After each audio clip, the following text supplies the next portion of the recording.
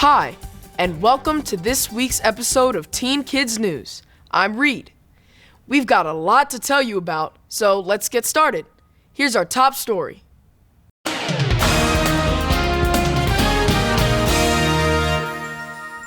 In this special report, my co-anchor Lylah tells us about an organization that helps thousands of creative teens become even more creative. Here's a question. What do you think all these people have in common? Actors, Timothy Chalamet, Kerry Washington, and Jessica Darrow. She's the voice of Louisa in Encanto. Rapper Nicki Minaj and country singer Chris Young. Fashion icon Billy Porter. And movie maker Neil Dodson. If you said they're all connected with some form of art, good for you. But they have an even stronger connection. They all got their start at a national competition held every year.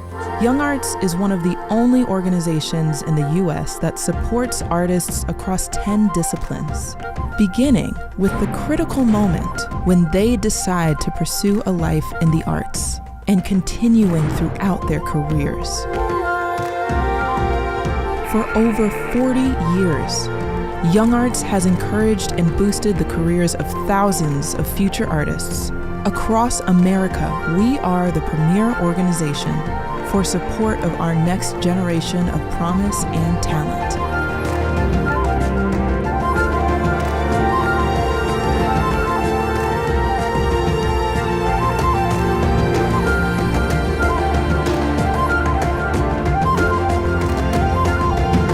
We are YoungArts. And one of those people with the promise and talent is right here at New York City's Dalton School. His name is George Porteous, and his talent is acting. What was your reaction when you learned that you were a winner in the YoungArts competition? My reaction was shock. I was pretty over the moon, as you might expect. I was just in a class, actually, and my phone started to vibrate, and I don't know why, but I kind of felt like it might be a special call, and I also saw that it was Florida, and I don't know many people in Florida, so I thought I should pick up this call, and I went out into the hallway, picked it up, and they told me, "You're a Young Arts winner," and asked me if I would come to Miami in January, which was pretty extraordinary, and I went right back to class, not really sure if I was dreaming or not, and the rest is history. Every year, about 8,000 teens across the country apply, but only 10% are accepted. So you'd probably expect that one would work long and hard on their entry submission. Well, not exactly. That's true. I sent in my auditions just 2 days before the deadline, which I don't recommend. But I had been hedging as to whether I would even enter for a long time. I didn't know if I was good enough. I didn't know if anything would come of it. And 2 days out, I just thought, why not? And so I, recorded 2 monologues of myself, sent them in, and really forgot about them until they got back to me. George shared with us that video. Here's an excerpt. This is the air. That is the glorious sun. This pearl she gave me. I do feel it and see it. And though 'tis wonder that enwraps me thus, yet 'tis not madness. So you were notified that you were a winner. What happened next? After that, things moved very quickly. I was expected to learn 3 or 4 monologues, a scene, just in the span of a few months while I was also writing all of my college applications. So I had my hands full for a while. And then in January, I flew to Miami, and I spent a week there for Young Arts Week, which was extraordinary. It was one of the best weeks of my life, if not the best week of my life, honestly. What was that like? Young Arts Week was pretty extraordinary, I have to say, because I discovered there were people like me from all across the country who were interested in the kinds of things I was, like theater, and there were people working in film or music and visual arts. And the funny thing is that even though it was 1 week, some of those people I met at Young Arts Week remain some of my closest friends, and I catch up with them. And it's a real community. That's what's really exceptional about it. And then, of course, the support that you're given, the artists that you get to work with. I worked with B.D. Wong, who you might know from Law & Order. So that was pretty cool, getting to meet people who cared about the things I did, too. That's actually a photo of me Oh, wow. in a 9th grade production of The Importance of Being Earnest. George told me he's cared about acting pretty much his whole life. Besides school plays, he's also done some TV commercials. But in Miami, he had to perform a monologue on a stage in front of hundreds of people. I'm sorry for leaving like that. But I think it was meant to happen this way. I've realized something so important, and when I was out there, when I started wandering, I was thinking about middle school. My friend Josh, who lived outside of town on this ranch. Were you as calm as you looked? I'm glad I looked calm. I don't know if I was leading up to it because we rehearsed just a few times and, I understood that it would be live and a lot of people might be watching. But during the monologue itself, when I was actually performing, I think whenever I act, I enter a kind of trance state where I don't really know what's going on and I kind of forget who I am. And that to me is kind of the best part of it, is being able to lose yourself in that way. And so, yes and no. I'm the problem. There's something in me that isn't right. And if I work hard enough, I can change, right? And I know it's going to be work, but that work can start here, with you.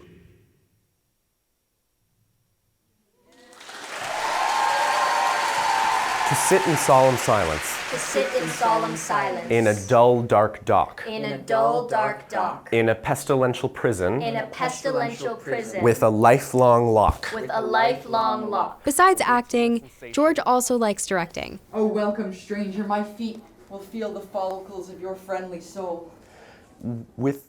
Here, he's working with classmates on a comedy sketch. Like, you've never seen a couch before. Someone's just told you this is what a couch is. So, take a couch and, let that hang in the air. George also has a talent in another field, journalism, which I happen to know from personal experience.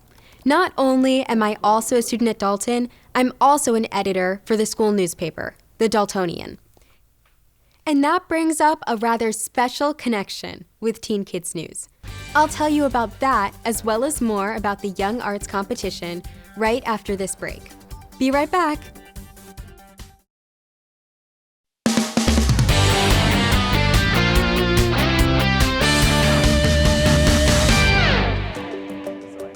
In the previous segment, we met 18-year-old George Porteous. He's a winner in the prestigious Young Arts competition. And joining us now is the president of Young Arts, Clive Chang. Your organization certainly sounds impressive. Who can apply?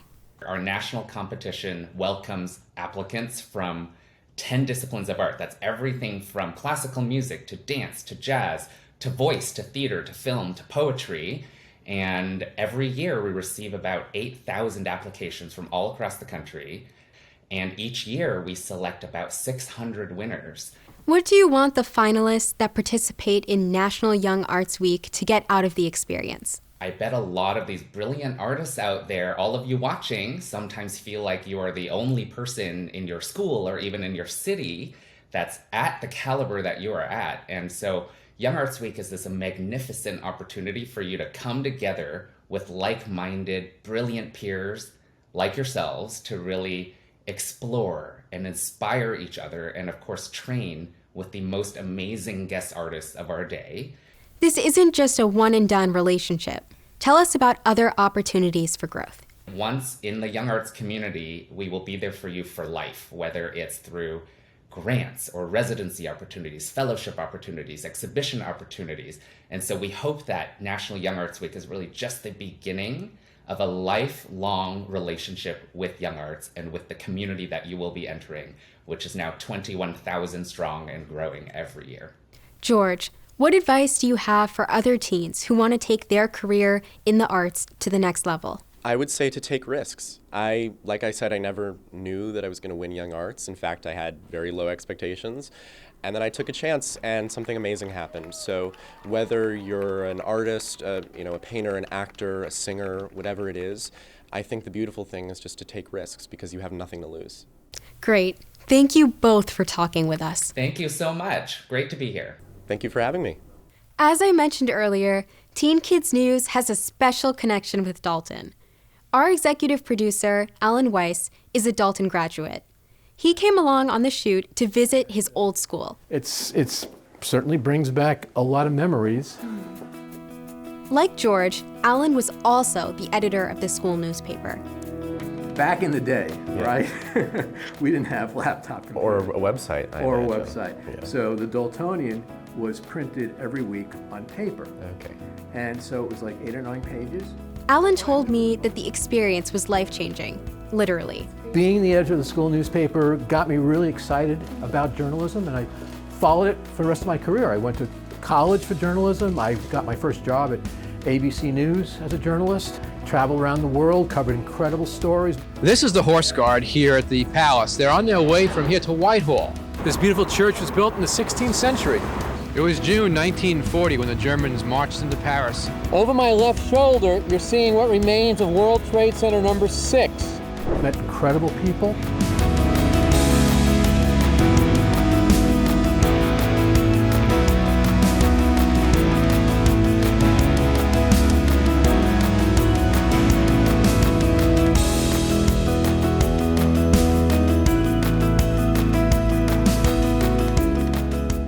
Now I'm the executive producer of Teen Kids News, and I get a chance to work with up-and-coming journalists like you. Producing news and documentaries and earning 8 Emmy Awards. The Emmy is handed out tonight for the best in local broadcasting. The special television awards were given out at the Waldorf Astoria Hotel. And we here at Eyewitness News are proud to tell you about some of our people who've won. Producer Alan Weiss received an Emmy for the best spot news coverage following the murder of singer John Lennon. And it all started with being the editor of a school newspaper. For Teen Kids News, I'm Lylah. If you like to ski or hike in snow-covered mountains, here's something to keep in mind. You can't outrun an avalanche. The tidal wave of snow has been clocked roaring downhill at a frightening 80 miles an hour. So pay attention to signs warning of danger and take any avalanche alerts seriously. Very seriously. When Teen Kids News continues, I'll let you know about the flag that flies over a state that was discovered by accident. As you're about to see, a state flag can have a lot to say. Here's flag facts.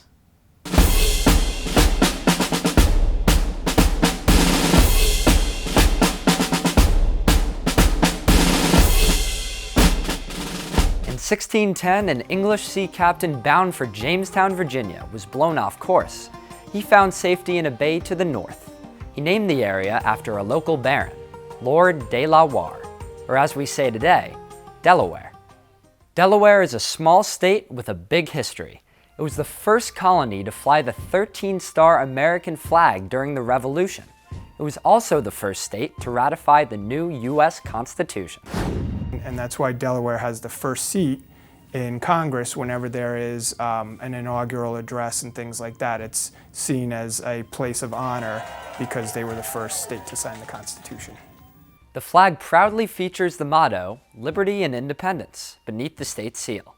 Other symbols reflect the importance of shipping, agriculture, the Delaware River, and the defense of freedom. And there's one more important image.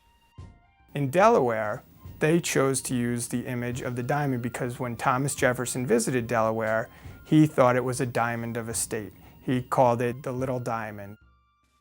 With Flag Facts, I'm Eric. You can supposedly tell why a person is crying just by looking at their tears. Some researchers claim that if the first teardrop comes from the right eye, that means the person's crying out of happiness. If the first tear falls from the left eye, that indicates pain. However, other researchers are crying foul, saying when it comes to indicating one's mood, tears don't tell. We've often seen it. Someone is walking across the street, paying more attention to their phone than to the traffic. That's just one example of distracted walking. It's a serious issue that the National Road Safety Foundation wants to call to our attention. I'm excited to show you the sights here in Washington. Cool, I'm learning about them in school. Look, there's the U.S. Capitol.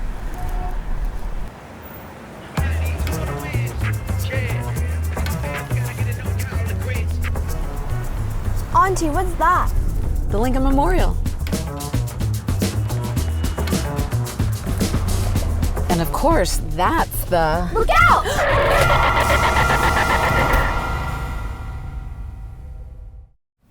Don't miss the other cool videos created by the NRSF. It's easy to find more. Simply like, follow, and subscribe to the National Road Safety Foundation.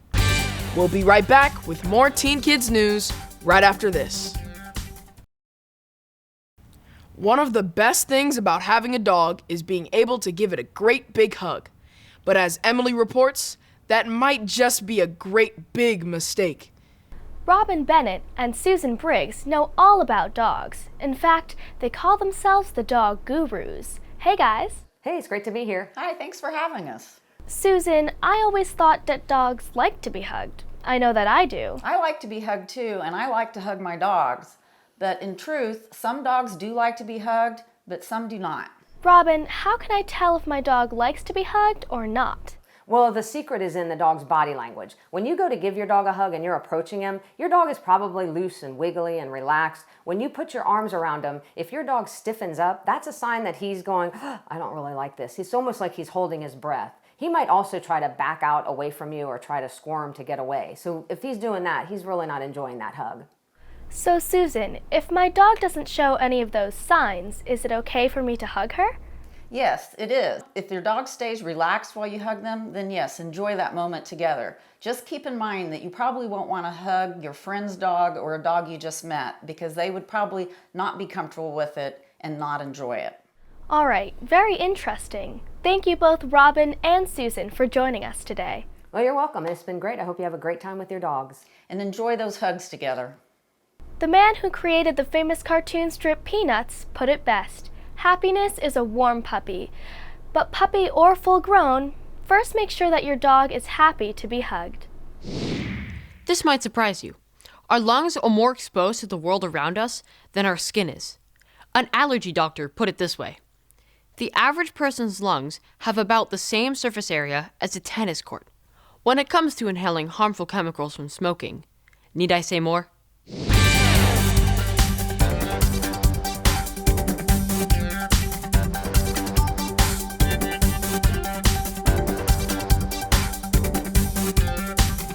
It's time for a quick commercial break, but we'll be right back with more Teen Kids news, so don't go away.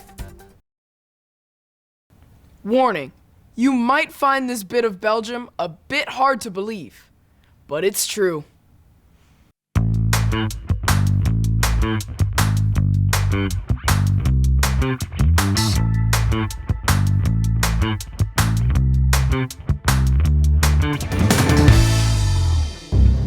Every day of the week, rain or shine, there's usually a big crowd of sightseers on this street corner in Brussels. They come from around the world to take a look at a statue that stands just a tad under 2 feet tall. The statue is of a little boy, and it wasn't created by anyone famous. So why is it so popular? Here's a hint. Its name is Manneken Pis. Yup, you heard correctly. For more than 900 years, this little guy has been doing exactly what you see he's doing. Originally, he played an important role, keeping one of the city's fountains full for people to draw their drinking water from. Eventually, the town was able to pipe water into everyone's home. So there was no need for Manneken Pis to keep peeing. But he had become a sort of mascot of the city. Even when large parts of Brussels were destroyed by a fire, Manneken kept up his stream. In the mid-1700s, some French soldiers tried to steal him. The townspeople were furious. To calm the situation, the King of France, Louis XV, made amends. He gave Manneken some gifts: an expensive gown sewn with gold thread, a sword, and a prestigious military medal. That started a tradition followed to this day, dressing the statue in costumes. And it's not just a local custom. Visitors from other countries bring him clothes from their homeland. This outfit was a gift from Bolivia. He reportedly has more than 1,000 sets of clothes.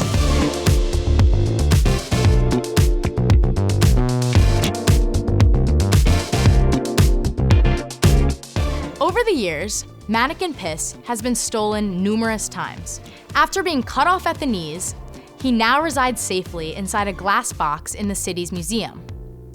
The statue on display at the fountain is a copy, but that doesn't seem to matter. People are happy to pose with Pis, imitation or not. He's also a popular souvenir. Throughout Belgium, stores sell miniature copies of the statue. Some are even made in chocolate. They say imitation is the highest form of flattery. So the people of Belgium must have been pleased to learn that there's a Manneken Pis in Japan. With a rather unusual bit of Belgium, I'm Emily for Teen Kids News.